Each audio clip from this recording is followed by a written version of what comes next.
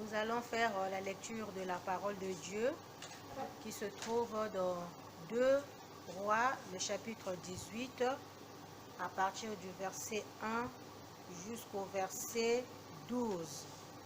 2 Rois, chapitre 18, à partir du verset 1 jusqu'au verset 12. Lisons. La 3e année du règne d'Osée, fils d'Éla, sur Israël, Ézéchias, fils d'Akaz, le roi de Juda, devint roi. Il avait 25 ans lorsqu'il devint roi, et il régna 29 ans à Jérusalem. Sa mère s'appelait Abi, et c'était la fille de Zacharie. Il fit ce qui est droit aux yeux de l'Éternel, entièrement comme l'avait fait son ancêtre David. Il fit disparaître les hauts lieux, brisa les statues, abattit les idoles et mit en pièces le serpent de bronze que Moïse avait fabriqué, car les Israélites avaient jusqu'alors brûlé des parfums devant lui. On l'appelait Nehushtan. Il mit sa confiance en l'Éternel, le Dieu d'Israël. Tous les rois de Juda qui lui succédèrent ou qui précédèrent, aucun ne fut pareil à lui. Il s'attacha à l'Éternel sans se détourner de lui, et il se conforma au commandement qu'il avait prescrit à Moïse. L'Éternel fut avec Ézéchias et réussit dans toutes ses entreprises. Il se révolta contre le roi d'Assyrie et ne lui fut plus asservi.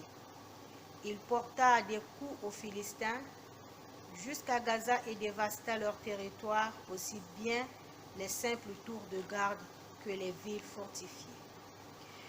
La 4e année du règne d'Ézéchias, qui était la 7e année du règne d'Osée, fils d'Éla, sur Israël, Salmanassar, roi d'Assyrie, monta contre Samarie et l'assiégea.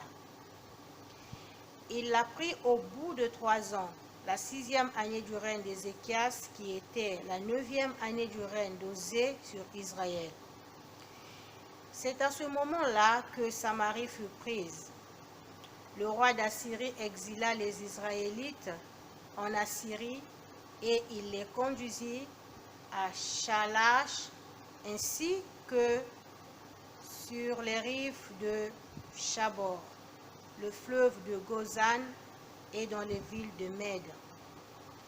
Cela arriva parce qu'ils n'avaient pas écouté l'Éternel leur Dieu et qu'ils avaient violé son alliance, parce qu'ils n'avaient pas écouté ni mis en pratique tout ce qu'avait ordonné Moïse, le serviteur de l'Éternel. Bien-aimés dans le Seigneur, soldats de Jésus-Christ, le thème de ce matin est le secret d'une vie chrétienne victorieuse. Le secret d'une vie chrétienne victorieuse. Et ce matin, nous allons parler du roi Ézéchias. On nous dit ici, le roi Ézéchias, il était en train de régner sur Juda lorsque tout ceci arriva. Nous allons prier. Éternel notre Dieu, nous te bénissons parce que tu es bon. Et ce matin, Seigneur, tu as permis que nous puissions écouter ta parole. Dispose nos cœurs, parle-nous et nous disons comme Samuel, parle car tes serviteurs veulent t'écouter et sois au centre de toutes choses. Au nom de Jésus. Amen. Le secret d'une vie chrétienne victorieuse. Et ce matin, nous allons parler de Ézéchias. Ézéchias était roi en Juda. Il a commencé à Jérusalem et après il était aussi roi en Juda. Et nous savons que Israël était divisé en deux. Parce qu'après la mort de Salomon, il y a eu un schisme. Il y avait maintenant chez les Israélites le royaume du nord et le royaume du sud. Et en ce moment-là, le roi Ézéchias était en train de régner sur le royaume du sud, qui est le royaume de Juda. Et là, on nous montre que le peuple était en danger. Le peuple avait un ennemi. Et cet ennemi, il s'appelait Sancharib, le roi de Syrie, qui voulait minimiser le Dieu, le grand Dieu, le Dieu tout-puissant, le Dieu d'Israël. Et là, nous voyons, on nous dit que Ézéchias avait 25 ans lorsqu'il devint roi, et il régna 29 ans à Jérusalem. Et sa mère s'appelait Abi. Et au verset 3, on nous dit, il fit ce qui est droit à l'Éternel. Il fit ce qui est droit à l'Éternel. Là, nous voyons que le roi Ézéchias était en contact permanent avec Dieu. Bien qu'il était roi, mais il connaissait qu'il y avait un Dieu qui existait. Et il avait sa confiance en Dieu. Et à chaque fois, il avait toujours les yeux fixés sur Dieu parce qu'il avait reconnu que sa royauté ne venait pas de lui-même ni des hommes, mais sa royauté venait de Dieu. À partir du verset 3 jusqu'au verset 4, là nous voyons, on nous dit, il fit ce qui est droit aux yeux de l'Éternel, entièrement comme l'avait fait son ancêtre David. Et au verset 4, on nous dit, il fit disparaître les hauts lieux, brisa les statues, abattit les idoles et mit en pièces le serpent de bronze que Moïse avait fabriqué, car les Israélites avaient jusqu'alors brûlé des parfums devant lui. Et on l'appelait Néhushtan. Là, nous voyons que le peuple d'Israël était devenu idolâtre. Le peuple d'Israël a oublié Dieu. Le peuple d'Israël n'avait plus confiance en l'Éternel. Le peuple est devenu idolâtre. Là, nous voyons que le peuple commençait à brûler le parfum devant le serpent que Moïse avait fabriqué. Et le peuple a transformé ce serpent en idole. Et le peuple commençait maintenant à adorer ce serpent. Là, lorsque le roi Ézéchias devient roi, on nous dit qu'il a trouvé que ce n'était pas normal, que le peuple a oublié Dieu. Puisque le roi Ézéchias avait la crainte de Dieu, et là nous voyons lorsque nous retournons dans Exode chapitre 20, à partir du verset 1 jusqu'au verset 6, là nous voyons, nous allons le lire pour la bonne compréhension. On nous dit, Exode chapitre 20, à partir du verset 1 jusqu'au verset 6, on nous dit, alors Dieu prononça toutes ces paroles, je suis l'Éternel ton Dieu, qui t'a fait sortir d'Égypte de la maison de l'esclavage ou d'esclavage. Tu n'auras pas d'autre Dieu devant moi. Ça, c'est Dieu qui le dit à son peuple, le peuple élu. Tu n'auras pas d'autre Dieu devant moi. Tu ne te feras pas de sculpture sacrée ni de représentation de ce qui est en haut dans le ciel, en bas sur la terre et dans l'eau plus bas que la terre. Tu ne te prosterneras pas devant elle et tu ne le serviras pas. Car moi, l'Éternel, ton Dieu, je suis un Dieu jaloux. Je punis la faute des pères et sur les enfants jusqu'à la 3e génération ou 4e génération de ceux qui me détestent. Et toujours Dieu est bon, on nous dit, et j'agis avec bonté jusqu'à 1000 générations envers ceux qui m'aiment et qui respectent mes commandements. Là, nous voyons que le peuple d'Israël avait la connaissance. Le peuple d'Israël connaissait bien la loi, mais arrivé à un moment, le peuple a oublié. Il a oublié son Dieu. Il a oublié que l'Éternel sur qui il compte, c'est un Dieu jaloux, un Dieu qui n'accepte pas que nous puissions nous prosterner devant les idoles, que nous puissions nous prosterner devant des statues. Et là, nous voyons que vraiment, là, le roi, il avait raison. Et qu'est-ce que le roi fait? On nous dit, le roi, il a brisé, il a fait disparaître des hauts lieux, il brisa les statues, il a bâti les idoles et mis en pièces le serpent de bronze que Moïse avait fabriqué, parce que Dieu est plus grand que Moïse, parce que c'est Dieu qui avait appelé Moïse. Et là, nous voyons que vraiment, Ézéchias avait bien commencé avec Dieu. Oui, souvent, nous condamnons les personnes qui se prosternent devant les statues, les personnes qui se prosternent devant les idoles. Mais parfois, on n'arrive pas à réaliser qu'il y a à un certain moment, nous aussi, nous sommes idolâtres d'une manière ou d'une autre. Et nous allons le voir aujourd'hui. Nous allons le voir, mes chers amis, mes chers frères et sœurs. Là, nous allons voir qu'il y a des moments où nous, en tant qu'enfants de Dieu, nous avons des idoles dans notre vie sans que nous puissions nous en rendre compte.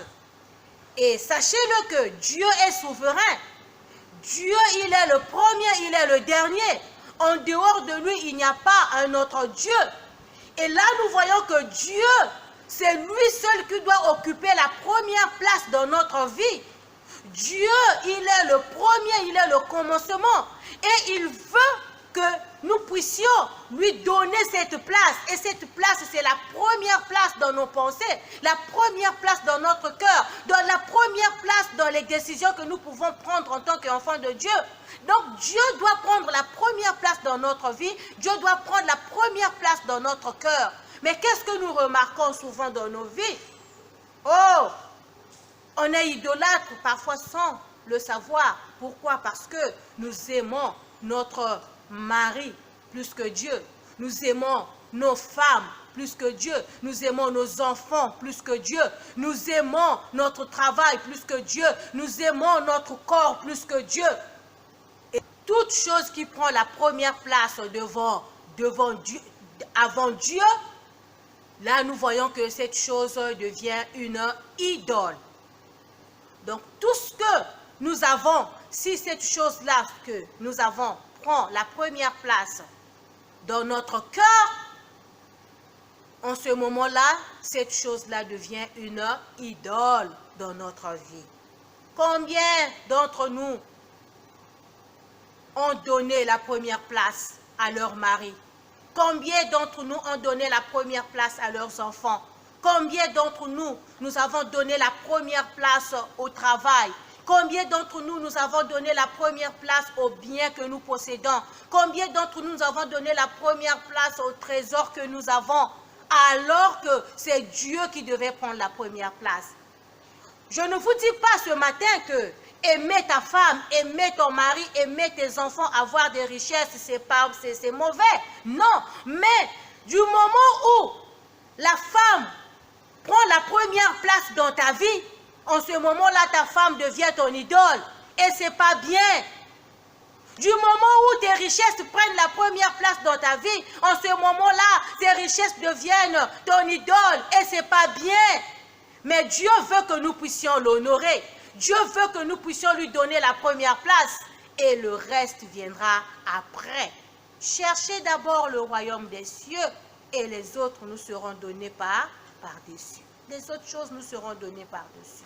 Et là, nous voyons même qu'il y a aussi des moments où nous pouvons nous dire, mais non, mais moi je ne suis pas idolâtre. Essayons de faire un exercice ce matin. Lorsque tu te réveilles le matin, la première idée qui te vient en tête, c'est quoi? Si c'est le travail, si c'est d'aller vérifier ta voiture, peut-être que quelqu'un a volé, si de voir les enfants dans la chambre, comment ils ont passé la nuit, en ce moment-là, tes enfants prennent la première place dans ta vie. Mais en tant qu'enfant de Dieu, la personne qui a pour Dieu son trésor, dès que tu te réveilles, la première idée qui te vient, c'est de remercier le Seigneur. De prier, parce que nous savons que notre Dieu, il est le Tout-Puissant, il est capable de prendre soin de tout ce que nous avons. Et souvent, nous avons tendance à oublier le donateur. Nous avons tendance à oublier le Créateur, mais nous adorons la créature, nous adorons les biens que nous avons, nous oublions le donateur. Mon frère, ma soeur, n'oublie pas que les richesses que tu as, c'est Dieu qui te les a données. N'oublie pas, mon frère, ma soeur, que la femme que tu as, la belle femme que tu as, c'est Dieu qui te l'a donné. Les enfants que tu as, ces enfants-là, c'est Dieu qui t'a donné ces enfants. Et tout ce que nous possédons, c'est Dieu qui nous donne tout ce que nous possédons. Rien que le souffle de vie, c'est Dieu qui nous le donne, qui nous le donne. Et en ce moment-là, nous n'avons pas raison d'oublier notre Dieu. Nous devons donner la première place à notre Dieu. Parce que notre Dieu, c'est un Dieu jaloux. C'est un Dieu jaloux. Il punit, mais il bénit aussi jusqu'à 1000 générations. Et en ce moment-là, nous pouvons maintenant voir que Dieu n'aime pas que nous puissions avoir des idoles dans notre vie. Deuxièmement, nous voyons au verset 5, on nous dit que Ézéchias, il mit sa confiance en l'Éternel, le Dieu de tous les rois. Il mit sa confiance en l'Éternel, le Dieu d'Israël, de tous les rois de Juda qui lui succédèrent ou qui le précédèrent, aucun ne fut pareil à lui. Ézéchias mit sa confiance en l'Éternel. On nous dit que de tous les rois qui ont existé en Juda, c'est le seul Ézéchias qui avait mis sa confiance en l'Éternel. Et nous allons voir comment Ézéchias a mis sa confiance en l'Éternel alors qu'il vivait pendant un moment de trouble parce que Ézéchias était venu pour innover les choses. Le peuple était dans l'idolâtrie, il y avait confusion. Mais en ce moment-là, Ézéchias mit sa confiance en l'Éternel. Et là, nous voyons, au tout début, je vous ai dit que le roi d'Assyrie, le roi Sancharib, était vraiment l'ennemi des enfants d'Israël. Et il envoie son représentant, Rabshakeh. C'est lui qui vient pour parler de la part du roi d'Assyrie. Et quels sont les propos qu'il proclame? Et il dit ceci, au verset 19, « Sur quoi repose donc ta confiance ?» Et il continue, il dit, « En qui donc as-tu placé ta confiance pour oser te révolter contre moi ?» Ça, c'est le roi d'Assyrie qui dit ça au peuple d'Israël. Il commence d'abord, « Sur quoi repose donc ta confiance ? Et sur qui donc as-tu placé ta confiance pour oser te révolter contre moi ?» Et il continue, il dit, « Peut-être vous me direz que c'est en l'Éternel, notre Dieu, que nous plaçons notre confiance. Mais l'Éternel m'a dit, monte contre ce pays et détruis-le. » Alors que c'était du mensonge.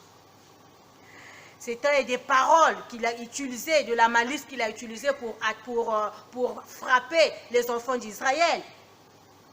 Il continue et il dit, alors Rabshakeh prit position, au verset 28, prit position et cria à pleine voix en hébreu, écoutez la parole du grand roi, du roi d'Assyrie. Voici ce que dit le roi, Ézéchias ne vous trompe pas. En effet, il ne pourra pas vous délivrer de la domination. Il ne vous délivrera pas. Qu'Ézéchias ne vous trompe pas. Il ne pourra pas vous délivrer de la domination. Qu'Ézéchias ne vous amène pas à vous confier en l'Éternel en disant, l'Éternel nous délivrera et cette ville ne sera pas délivrée entre les mains du roi d'Assyrie. N'écoutez pas Ézéchias, car voici ce que dit le roi d'Assyrie. Faites la paix avec moi. Sortez de la ville vers moi, et chacun de vous mangera des fruits de sa vigne et de son figuier. Chacun boira de l'eau de sa citerne. Alors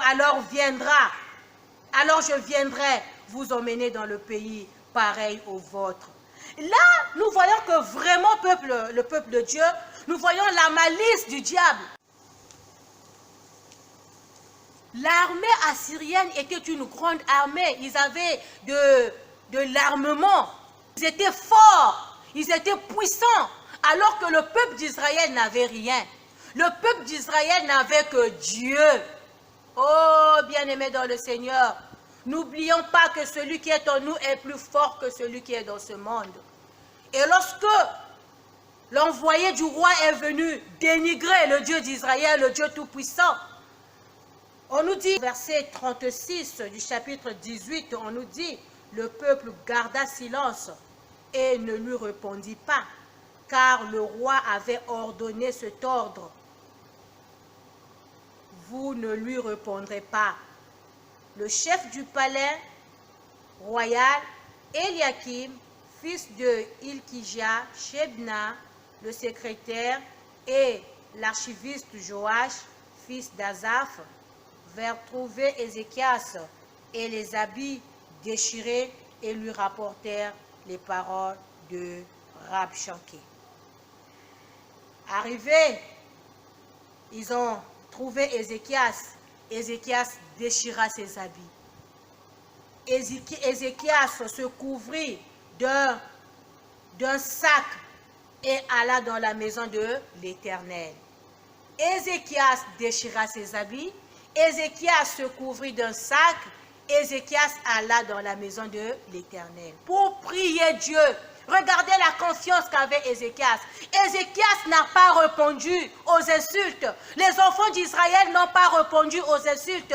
Ils ont gardé silence. Ils sont restés calmes. Ils sont allés voir leur roi.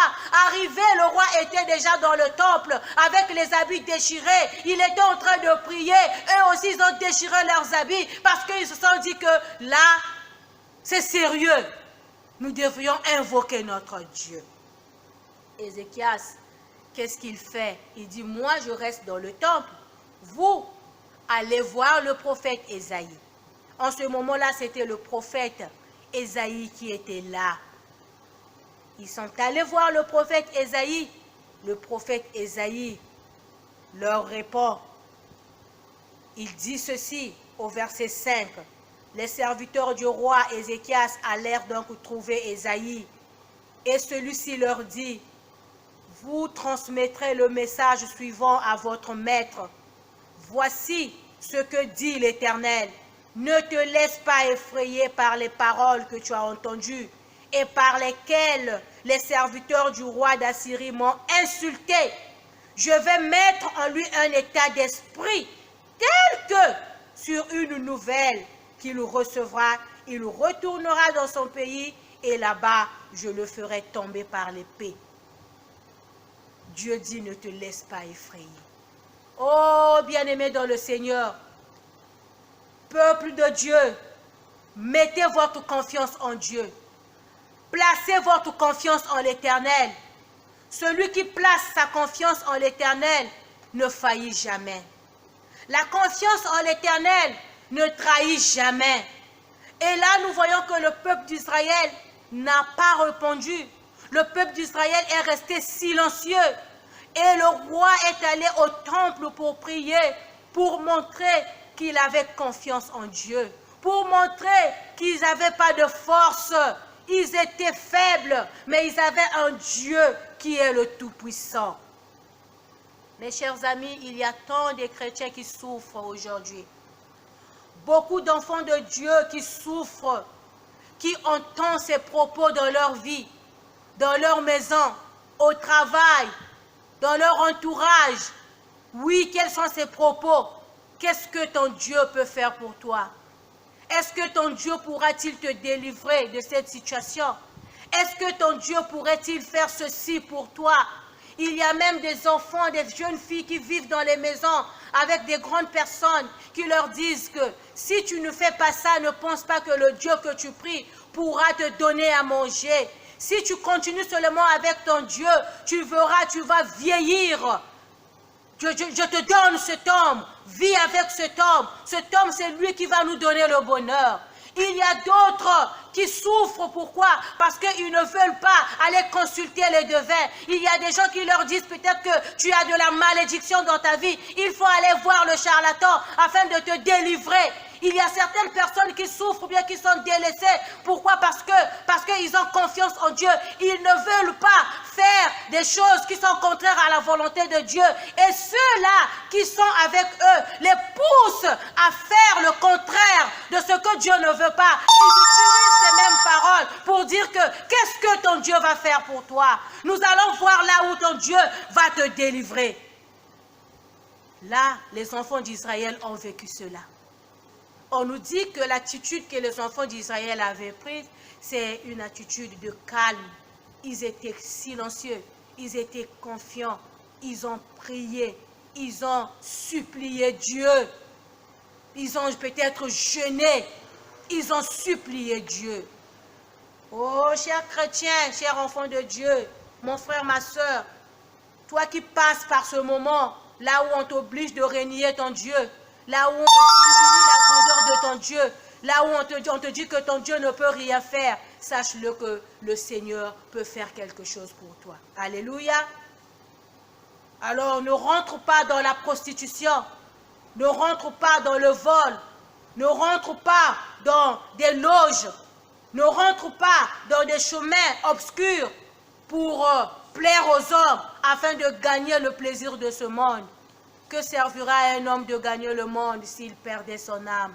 Mais place ta confiance en l'Éternel. Celui qui place sa confiance en l'Éternel, l'Éternel ne l'abandonne jamais. Et Dieu te dit ce matin, ne te laisse pas effrayer par ses paroles, ne te laisse pas effrayer par ses intimidations. Garde ta foi, aie la confiance en ton Dieu et l'Éternel ne va pas t'abandonner. Le psaume 37, le verset 5, nous dit, le psaume 37, le verset 5 nous dit, recommande ton sort à l'Éternel, mets ta confiance en lui et il agira. Recommande ton sort à l'Éternel, mets ta confiance en lui et il agira. Nous allons encore lire dans Jérémie. Jérémie chapitre 17, le verset 5. Jérémie chapitre 17, le verset 5. Là, on nous parle aussi de la confiance en l'Éternel. Jérémie chapitre 17, le verset 5. On nous dit ceci.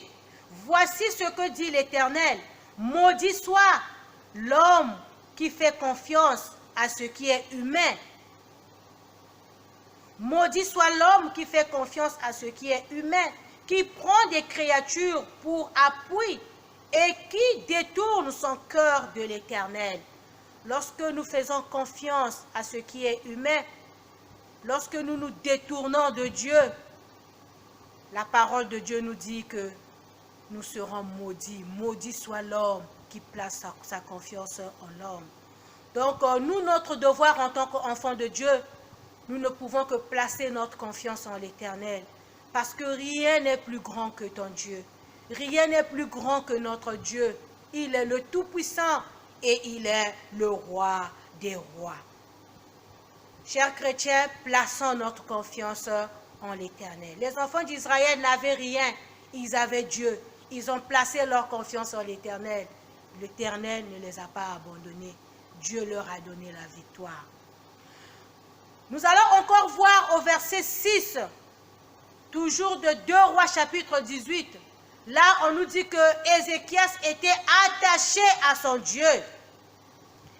Ézéchias était attaché à son Dieu. L'attachement à Dieu, c'est quelque chose aussi de merveilleux. Ézéchias chapitre 2 Rois, chapitre 18, le verset 6, on nous dit ceci. Il s'attacha à l'Éternel sans se détourner de lui et il se conforma au commandement qu'il avait prescrit à Moïse. Ézéchias s'attacha à l'Éternel, son Dieu. Il est resté attaché à l'Éternel, son Dieu. Qu'est-ce qui prouve que Ézéchias était attaché à l'Éternel, son Dieu? Parce qu'il avait démoli les idoles. Il a placé sa confiance en Dieu. Et il a prié l'Éternel, son Dieu. il était vraiment enraciné dans la parole. Il a suivi les instructions de Dieu. Et ça nous ramène aussi à ce que Dieu avait dit à Josué, dans Josué chapitre 1. On nous dit que Dieu était avec Josué. Et Dieu a dit à Josué que ce livre de la loi ne s'éloigne pas de ta bouche.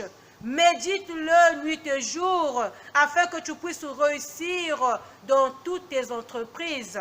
Et le psaume le psaume 1 nous dit aussi que heureux l'homme qui ne marche pas selon les conseils des méchants. Nous pouvons dire heureux l'homme qui place sa confiance en l'Éternel. Il est comme un arbre planté près d'un courant d'eau qui trouve son fruit dans sa saison et dont le feuillage ne se flétrit point. Là, nous voyons que lorsque nous sommes attachés à Dieu, Dieu est avec nous. Dieu nous accompagne dans tout ce que nous pouvons faire. Et nous allons lire dans Jean chapitre 15, à partir du verset 1 jusqu'au verset 7. Jean chapitre 15, à partir du verset 1 jusqu'au verset 7. Nous allons le lire pour la bonne compréhension.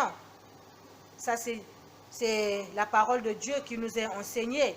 C'est moi qui suis le vrai cep, et mon Père est le vigneron. Tout sarment qui est en moi et qui ne porte pas de fruits, il l'enlève. Et tout sarment qui porte du fruit, il le taille, afin qu'il porte encore plus de fruits. Le verset 3 nous dit, « Déjà vous êtes purs à cause de la parole que je vous ai annoncée. » Le verset 4, « Demeurez en moi, et je demeurerai en vous. » Le sarment ne peut pas porter le fruit par lui-même sans rester attaché au cep. Il en va de même pour vous si vous ne demeurez pas en moi. Je suis le cep, vous êtes le sarment. Celui qui demeure en moi et en qui je demeure porte beaucoup de fruits, car sans moi, vous ne pouvez rien faire. Et le verset 6 nous dit, si quelqu'un ne demeure pas en moi, il est jeté dehors comme le sarment, et il sèche, puis on ramasse les sarments, on les jette au feu et ils le brûlent. Là, nous voyons que Jésus-Christ nous montre l'exemple du cep et du sarment. Lui, il est le cep, nous sommes le sarment. Dieu, il est le tronc, nous sommes des branches. Et si nous ne sommes pas attachés au tronc, nous allons sécher. Et Dieu nous montre par là que, en tant qu'enfant de Dieu, notre devoir, c'est de rester attaché à Dieu. Parce que dans l'arbre, nous avons qu'il y a le tronc et il y a des branches. Lorsque vous coupez la branche, la sève ne circule plus. Et la branche qui est coupée, cette branche-là n'aura plus de vie. Cette branche-là va sécher et on va l'utiliser pour le feu, il va devenir le bois.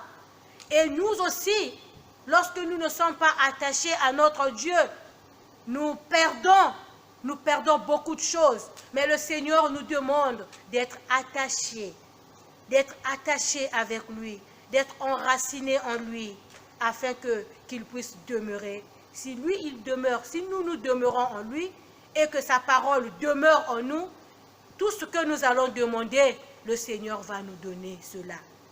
Alors, bien-aimés dans le Seigneur, sachez-le que le Seigneur, il est bon. Il veut que nous puissions être toujours avec lui. Il veut que nous puissions toujours rester attachés avec lui.